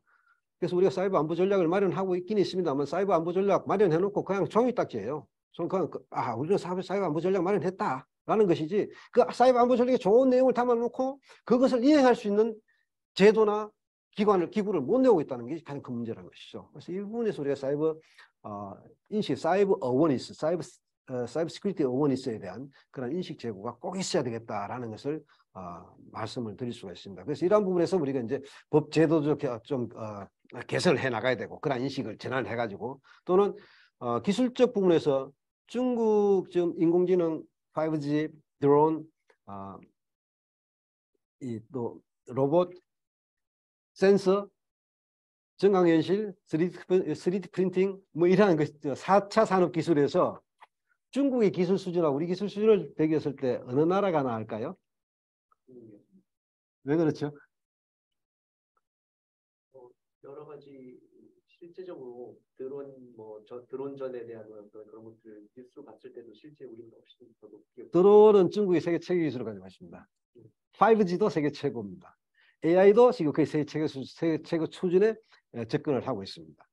중국이 지금 세계 최고 수준의 기술을 가지고 있는 부분이 상당히 많습니다. 그래서 미국이 5G 드론, AI 이 부분에서는 절대 용납을 못하죠.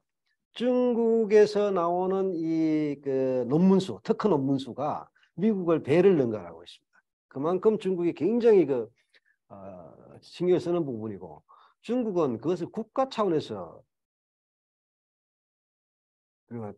계속 발전을 시켜나가고 있기 때문에 굉장히 효과적으로, 단기간에 효과적으로 달성을 할 수 있다는 그런 특장을 지금 가지고 있죠. 우리나라가 지금 현재 중국보다 기술 수준이 높은 부분은 대체 에너지, 그다음에 바이오 부분, 이런 부분이고요. 2035년이 되면 우리나라가 중국을 능가하는 부분은 한 부분도 없게 됩니다. 지금 예상은 그렇게 하고 있습니다. 지금 우리나라가 윤석열 대통령이 우리 4차 산업기술에서 5대 강국을 목표로 하고 있지 않습니까? 5대 강국을.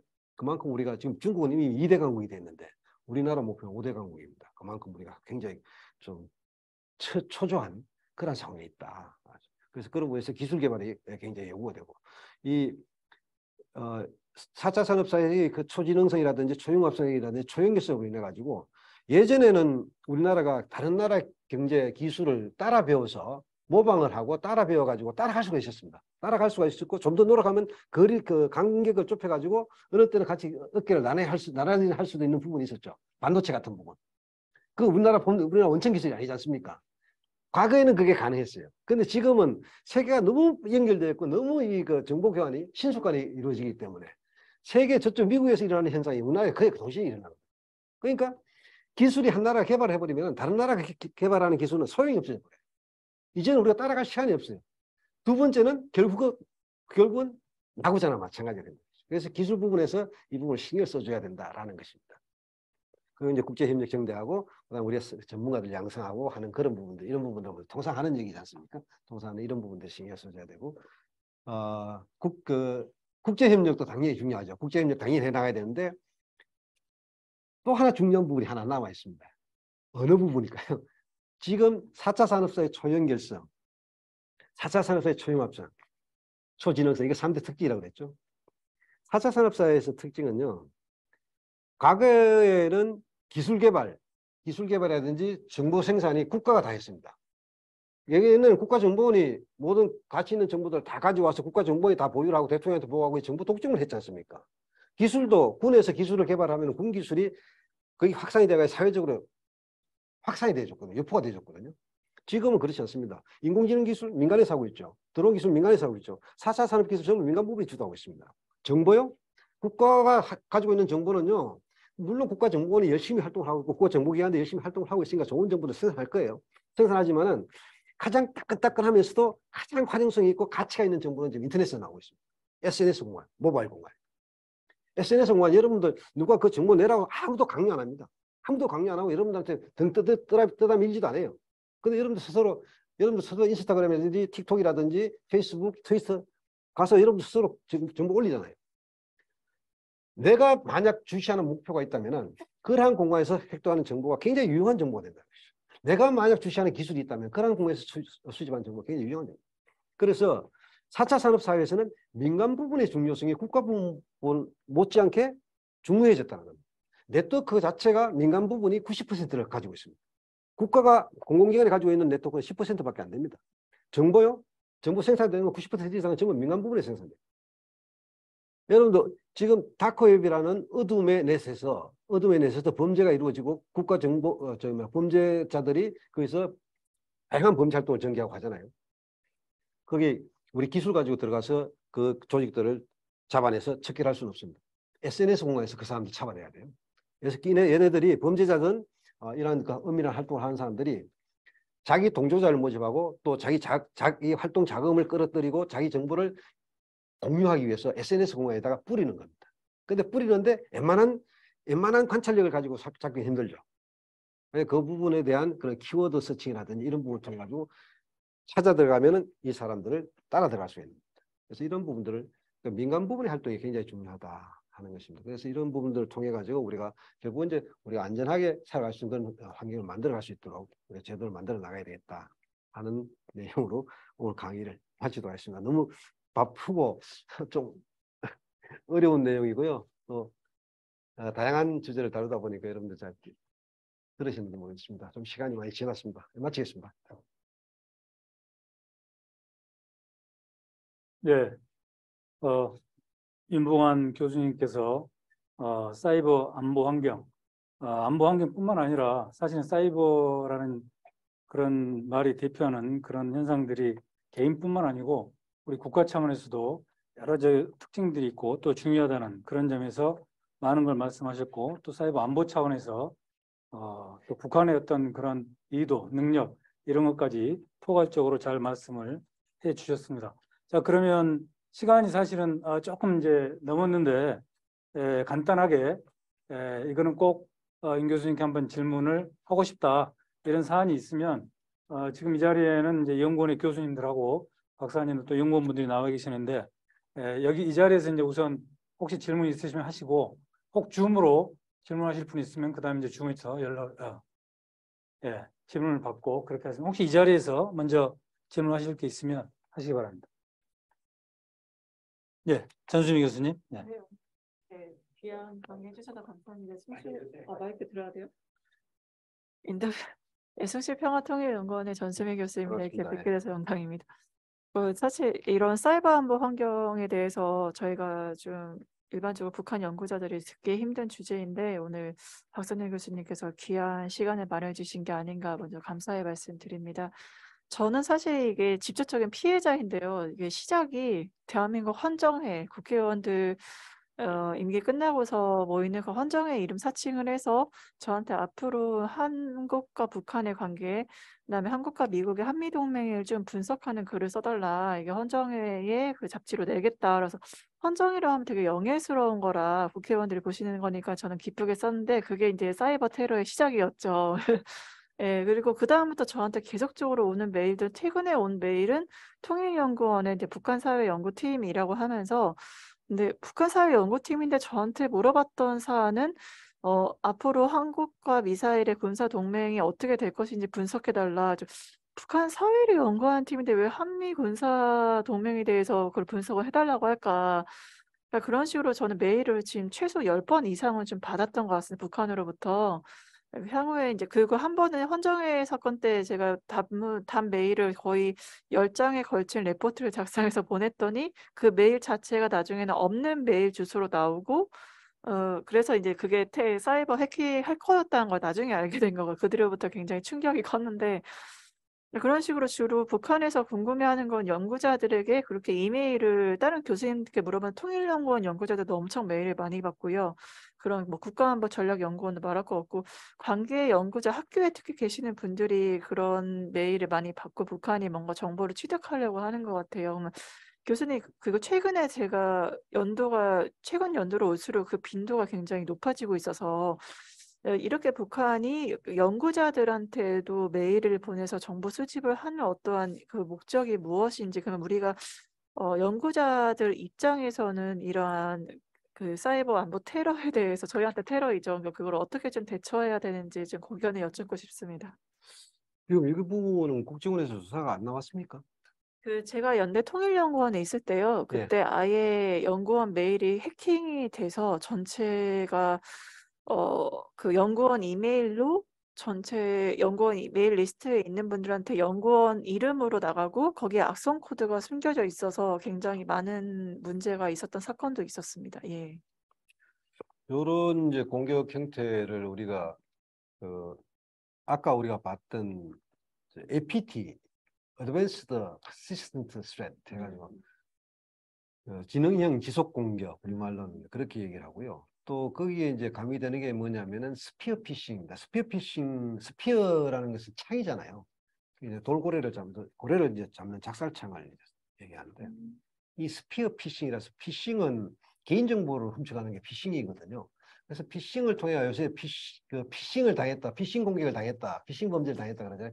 자기 개인정보 훔쳐가가지고 돈을 가져가거나 하는 자기 통장에 돈을 빼가고 하는 걸 그 피싱 공격이라고 하잖아요. 그 피싱 중에서 스피어 피싱이라는 것은 특정인을 지목을 하는 겁니다.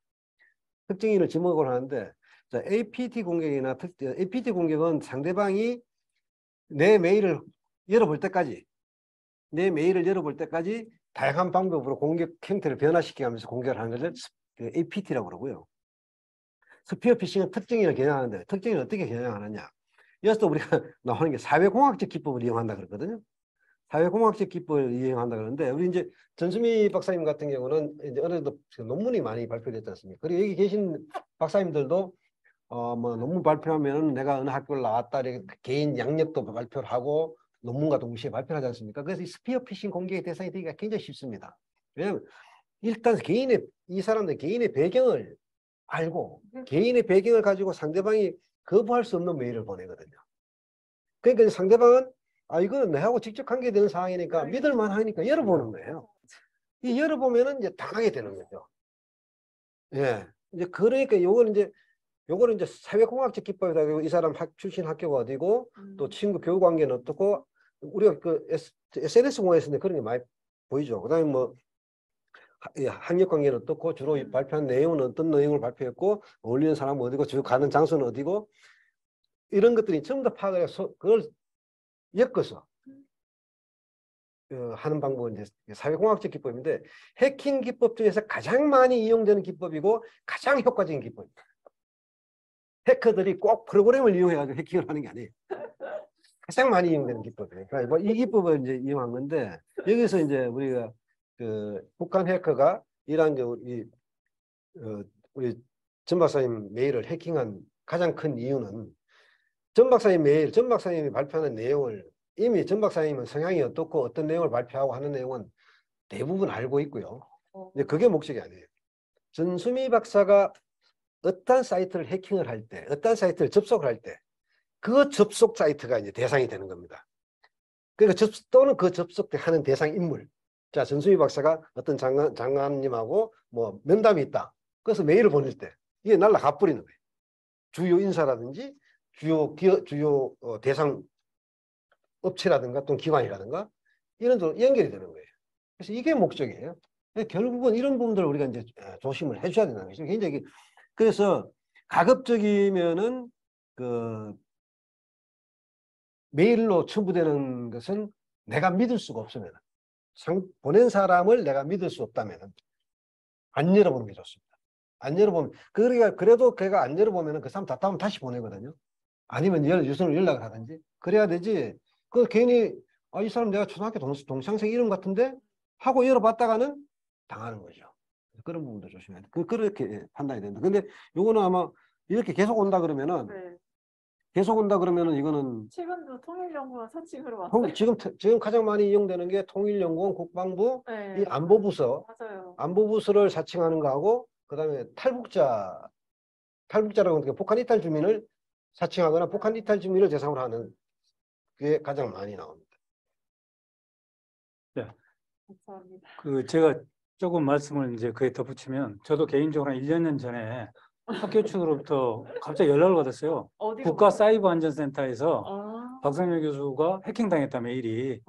그 통보를 받고 그럼 내가 어떻게 해야 되느냐 그랬더니 비번을 완전히 어렵게 바꾸거나 아니면 메일 자체를 다시 만들어라. 그렇게 연락을 하더라고요. 그래서 그때 이제 나도 깜짝 놀라서 그런 경우가 있는데 제 주변에 보니까 특히 통일이나 북한 문제 연구하는 사람들은 거의 다 이런 걸 한 번씩은 겪는 그런 경우 많은 것 같아요. 2016년도 1월 달에 그 북한에서 그 스마트폰이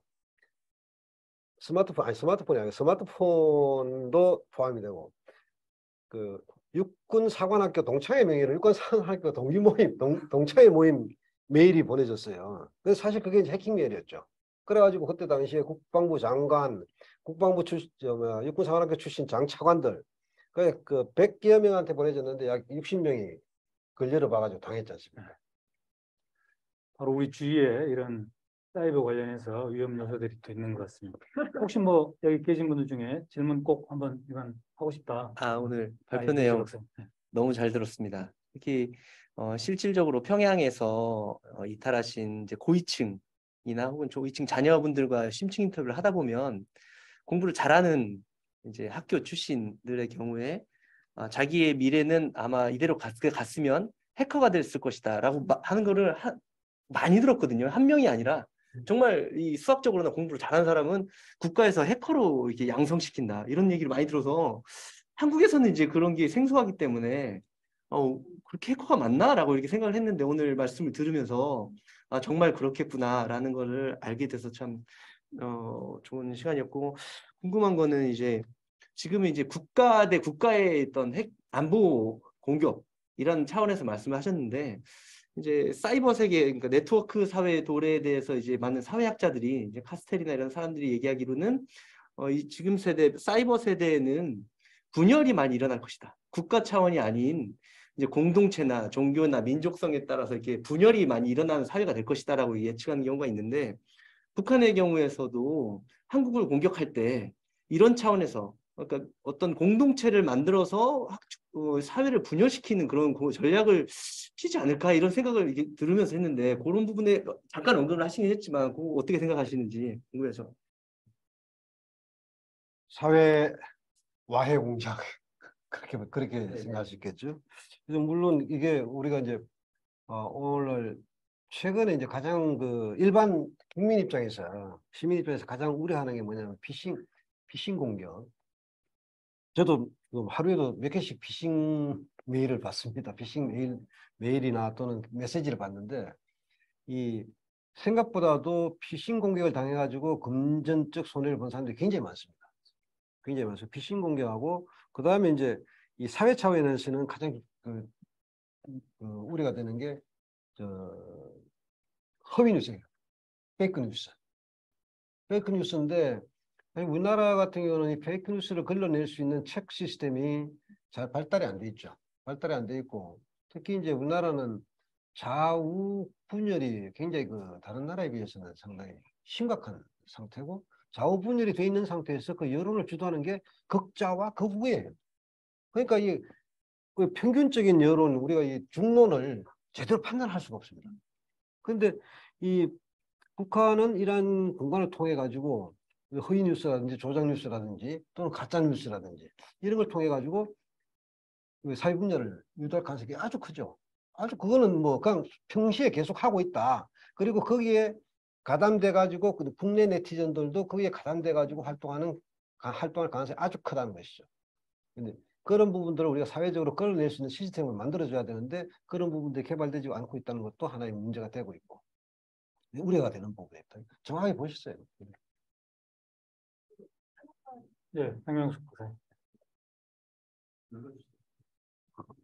네, 오늘 귀한 말씀 너무 감사드리고 저는 최근에 이제 이렇게 일반적인 사람들이 느꼈던 부분들은 그러니까 우리가 얼마 전에 카카오톡 서버가 이제 다운이 되면서 며칠 한 이틀 3일 동안 온 사회가 되게 혼란을 이제 겪는 것을 이제 보면서 우리 사회가 굉장히 그 디지털 의존도가 상당히 이제 높은 사회이고 어떤 그런 그 가상 공간과 물리적 공간의 그 융합을 아까 말씀하셨는데 그것이 정말 우리 사회에서 정말 현실적으로 일어나고 있는 그런 사회가 아닌가라는 그 생각이 이제 듣게 되었고요. 또 아까 이제 강의해 주셨던 건데 되게 좀 생소했던 사실 단어는 종북 숙주 세력 뭐 이런 표현들 이제 말씀하셔가지고 조금 더 구체적으로 어떠한 이제 뭐 지금 강의해 주신 것처럼 어떤 여론 조작이나 뭐 기업의 기밀 누설하는 뭐 그런 사례들을 종북 숙주 세력이 이렇게 좀 규정을 하시는 건지 이런 궁금점들이 있고, 또 이제 이거는 이제 궁금한 것은 아니고 카카오톡의 대란을 통해서 간접적으로나 우리 사회가 되게 디지털 의존도가 되게 높은 사회이기 때문에 한편으로는 좀 디지털 의존도를 이렇게 어차피 그 개선을 하면서, 그러니까 그쪽 분야를 개선을 하고 어떤 공격들을 이제 최소화하는 방어 기제들을 만들면서, 또 한편으로는 좀 그 오프라인 시스템을 좀 구축하는 것도 양쪽으로 하는 것이 필요하지 않을까, 그런 좀 이제 생각들이 강의 들으면서 좀 들어서 코멘트 드리고요. 네. 그 종북 숙주 세력이라는 표현이 되게 생소했는데 좀 구체적으로 설명해 주시면은 네, 좋을 것 같습니다. 근데 이제 이건 제 의견인데 또 의견이 다를 수가 있습니다. 다를 수가 있는데 저는 그 좌파하고 우파는, 좌파라는 개념은 종북이라는 개념과는 분명히 분리가 돼야 됩니다. 좌파라는 개념은 어느 사회나 없을 수가 없고요. 좌파라는 좌파적 인식을 가지고 있는 사람도 있을 수가 있죠. 그리고 그게 또 사회 발전 동인이 될 수가 있고. 근데 제가 여기서 말하는 종북이라는 개념은 북한의 주의 주장을 따라서 활동하고 추종하는 사람들을 얘기를 합니다. 그러니까 과거에 여러 가지 사건에 연루가 돼가지고 그런 연루가 됐던 당시에 그런 사상이나 신념을 버리지 않고 계속해서 그런 쪽으로 활동하는 사람들. 우리나라 법률이 이제 상당히 그러한 쪽으로 어떤 많이 완화가 돼 있어가지고 어느 정도 죄를 저질러도 몇 년 살고 있으면 나옵니다. 나오는데 그 사람들이 사상 전향을 해가지고 나오고 뭐 그런 게 아니고 그 사람들이 사상 그대로 가지고 나오거든요. 근데 그 사람들이 나와서 그러면 어떤 활동을 할 것이냐 하는 것은, 그 사람들은 이 조직 배신이라는 개념을 써요. 배신이라는 개념을 써요. 우리 뭐 우파들 같은 경우는 약간 그래서 배신이라는 개념은 잘 안 쓰거든요. 근데 그 사람들은 위에서 결정을 하면은 밑에서 따라가야 돼요. 왜 따라가야 되겠습니까? 그 사람들은 저 의사결정 체계를 어떻게 가지고 있냐면요. 어차피 지도자가 있고 밑에는 저변에는 이제 많은 구성원들이 있을 텐데, 의사결정 체계 자체를 외부적으로 어떻게 하냐면 민주적 의사결정 과정을 거치게 됩니다. 위에서 지시가 일방적으로 내려오는 것이 아니고 저 밑에서 의사결정을 합니다. 의사결정을 하는데 이 의사결정을 하면 위에서 다시 중앙개최에서 그 의사결정을 수렴을 해가지고 다시 검토를 하고 이런 단계를 거쳐서 마지막에 이제 최고 위치에 있는 사람이 밑에 의견을 받아들여서 의사결정을 하는 게 민주적 의사결정 조직이거든요. 근데 밑에 사람들은 이미 위에 사람의 의견을 어쩔 수 없다는 걸 알아요. 그래서 그러한 의사결정을 그런 식으로 가져가기 때문에 그것을 우리가 이제 그러한 의사결정체를 가지고 북한의 통치체계가 그렇거든요. 김정은이 뭘 하는지 알아요. 인민대회 암만 소집해도 소용없습니다. 그래서 그런 의사결정체계를 가지고 북한의 주의 주장을 수용해서 활동하는 그런 세력들이 많지는 않지만은 사이버공간에서도 상당히 있습니다. 상당히 있고 그런 것들을 제가 종북 세력이라고, 종북 숙주 세력, 그러니까 종북 성향에 기대 가지고 활동하는 그런 세력들이다 이렇게 말씀을 드리고요. 그다음에 디지털 의존도를 개선하고 최소화하는 것은 이미 우리가 시대적으로, 시간적으로, 또 환경적으로 힘들어졌고, 이러한 오프라인 시스템을 대체할 수 있는 그 기능이 뭐냐면 클라우드 시스템이에요.